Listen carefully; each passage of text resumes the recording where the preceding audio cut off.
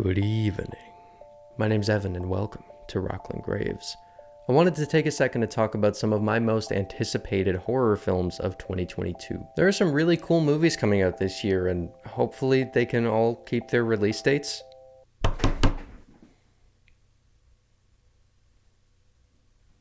Thanks. Ghost got my back. Alright, well on that note, let's get started with the movies.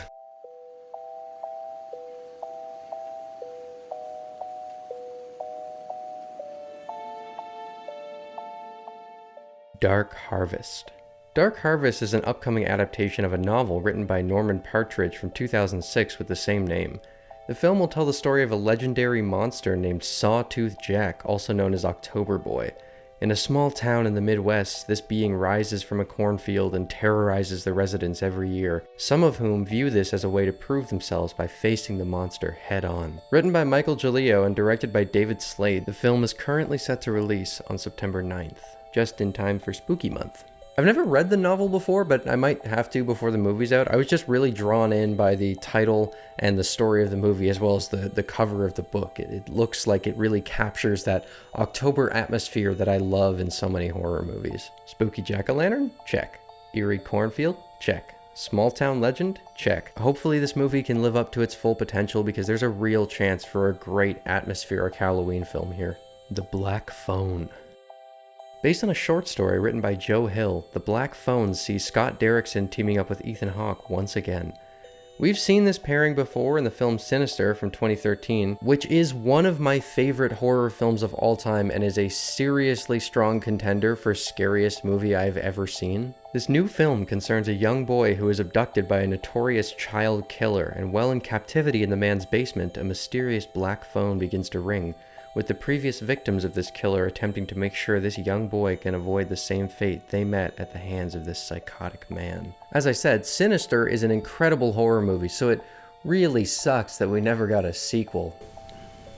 The Black Phone definitely seems to share some similar vibes to Sinister, and the trailers look pretty promising, although they are way too revealing. It's basically a 2-minute cut of the movie. It's ridiculous. I hate when they do this. The film was supposed to release this February, but it got pushed to June 24th, so hopefully it'll be worth waiting those extra 4 months.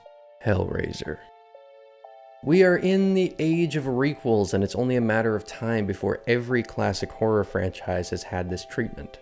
Hellraiser is next to take part in this trend, and I honestly wouldn't care too much about it if it weren't for David Bruckner's involvement. I'm by no means a huge Hellraiser fan. I've only seen the first 2 movies. I really liked the first one. I thought the second one was okay. I know that might be a bit of a hot take because people really love the second Hellraiser. It's considered one of the best horror sequels of all time. Maybe I'll need to watch it a second time. I only saw it the once, but I've never bothered with any of the other sequels. However, Bruckner has directed some great horror films that I've really enjoyed, such as VHS, which is one of the most effective found footage movies out there. The Ritual, which, fun little story about that, was the first Netflix original film I ever saw, so that set the bar pretty high and led to some disappointing watches of other Netflix originals. And most recently, The Night House, which I actually only just got around to watching and I thoroughly enjoyed it. There was some controversy around this film because of the casting of Pinhead. Pinhead is being portrayed by Jamie Clayton, and if you're upset that an androgynous hellspawn is played by a woman, get your shit together.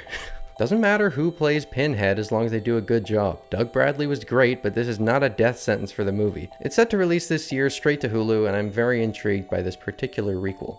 Men.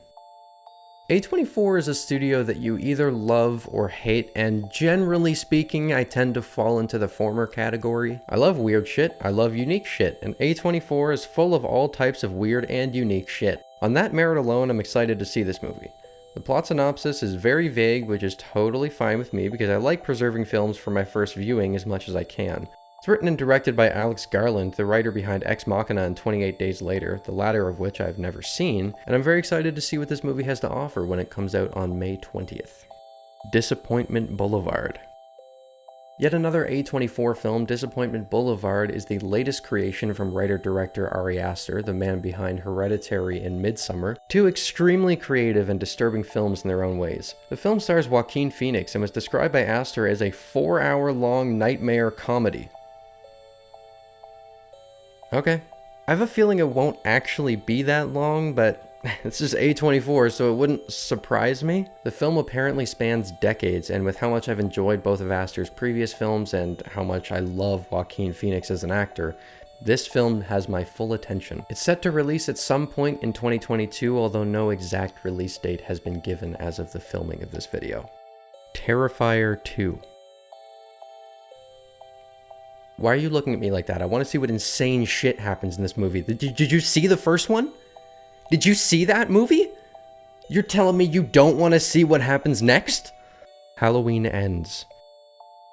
The Halloween franchise has a very messy continuity with multiple different timelines, retcons, remakes, reboots, but if Halloween Ends can stick the landing, then I think that this trilogy that started in 2018 may very well be my favorite Halloween timeline of them all. These films have brought so much of what I want out of a Halloween film, and even though they aren't perfect, they've given us an incredible portrayal of Michael Myers, some fantastic lighting and atmosphere, the best music since the original, iconic moments, and some very memorable characters.